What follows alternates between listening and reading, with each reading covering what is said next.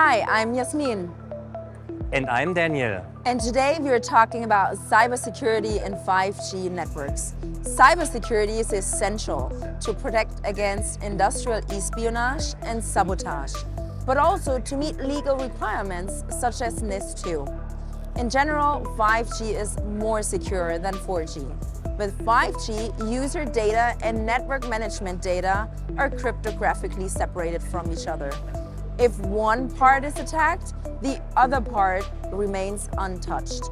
And devices in a 5G network are also better protected. In a mobile network, each device is assigned a unique identification number, the so-called SUPI. With 5G, the SUPI is transmitted in an encrypted form and can no longer be spied on or cloned. So dangerous devices can no longer connect to a 5G network using a stolen or cloned SUPI. In private 5G networks, security is even higher. Private networks use licensed spectrum and are installed on the company premises using a private 5G infrastructure. Access to the network is only possible with approved SIM cards, even if a SIM card is stolen to bring an unknown device into the network. 5G has an answer. 5G offers an equipment identity register, which lists all devices that are allowed to have access to the network. If a stolen SIM card is inserted into an unregistered device, it will not be able to log into the network. The 5G infrastructure runs on industrial PCs in a locked server room to which unauthorized persons have no access.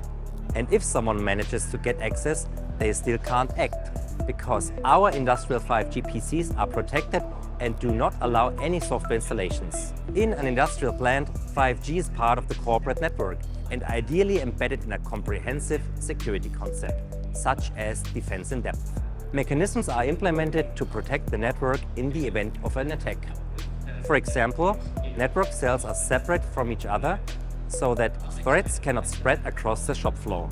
As you see, private 5G networks are very well suited to connect mission-critical applications in factories and provide a very good level of cybersecurity.